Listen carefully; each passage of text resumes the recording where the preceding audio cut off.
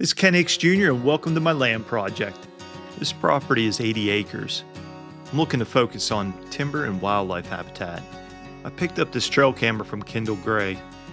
If you're not familiar with him, check him out. He has a land project similar to mine, but way bigger in size. A fox. One gray and one red. I've seen these guys in archery season. We gotta take care of them because they're gonna decimate the turkey population. And here you can see where they did a high grade cut. They didn't care where they dropped the trees. Right in the middle of these ravines, the ravines can hold a little bit of water. So the plan here is to clean out the ravines of the trees and the debris. And right down in there, I'm gonna put some dirt, pretty much create a small little pond for wildlife. But nothing too big, nothing too crazy, just real small. I'm also a photographer, and one of the things I'm really excited about is getting habitat set up to take photos of animals.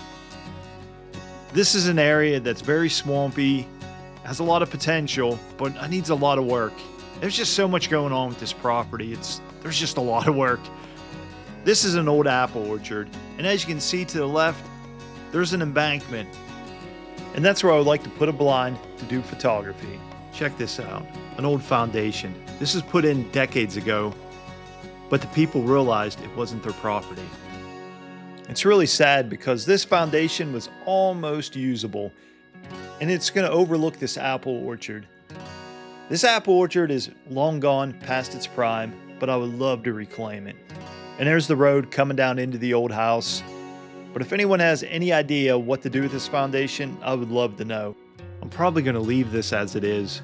Some things are not worth saving. But it does have some of the old field stones. If you're not familiar with that, like in the back, you can see how the old wall was built. I may gather those stones up. A monster crabapple tree. It's past its prime. I'm looking to clean it up. Do some pruning, remove some trees around it, and see what I can do with it. It's just a beautiful tree. Check this out, and this is the stream that borders the property. It actually goes right through the property, but they got some nice holes for some trout. And what I have to do here is drop some of these pine trees, put them into the water, and that's gonna create some habitat for trout. A natural spring flows into the bigger creek. I wanna dam this up, and if I do it right and create a good spillway, this water is gonna backfill into the ravine.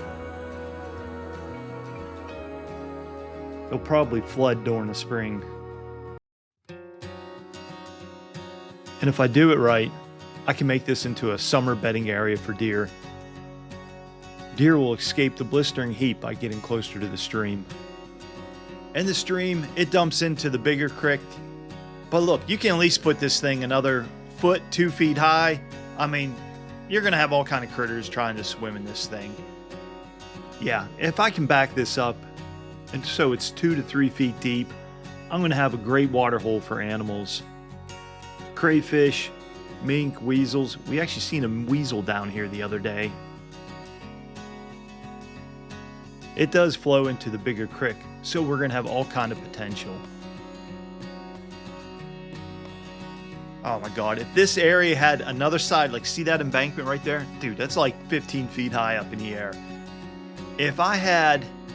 If this is like a crater, this is where I could put the pond, but it's not. So what I'm gonna do here is a lot of locust trees in this area. I'm gonna drop them all. The property has a lot of water, but we have to be strategic in what we do with this water.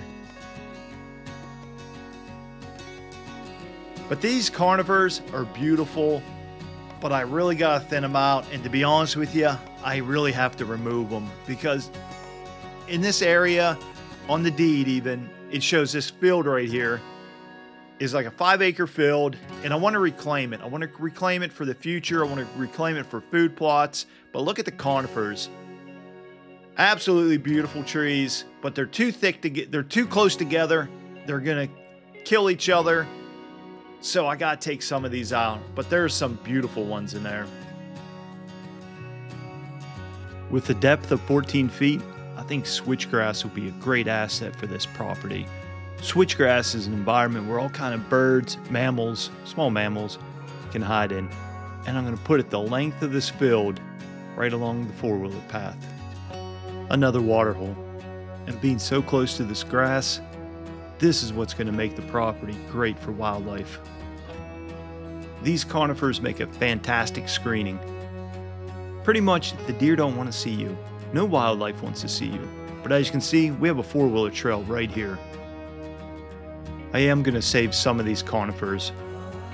We have some erosion going on. I'm not quite sure how to handle this part yet. This is going to take a little bit of work. And here you can see a bush where the deer have been nipping the buds off. In the wintertime, they get awful hungry. Hopefully next year we'll have some food for them where they won't be messing with these bushes too much. At the top of the field, you can see some more conifers. A lot of these have to go. You can see how some of them are already diseased. They're just too close together. In this area here, I hope to plant a barley field. Check out this old foundation. This is probably from the 1910s.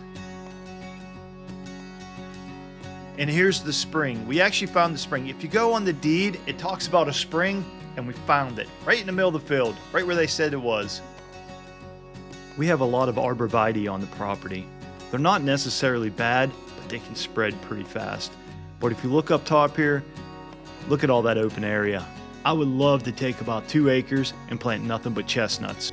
There are big hemlocks on the property. Look at this guy. But the problem is, a lot of these are diseased. Look how you can see right up through the branches. It's very sad because it's such a beautiful big tree. This area, we're going to clear out and extend the field another acre.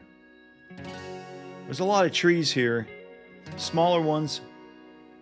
It's going to take some work, but we can get it done. And it just makes perfect sense. We're going to have a fantastic food plot here.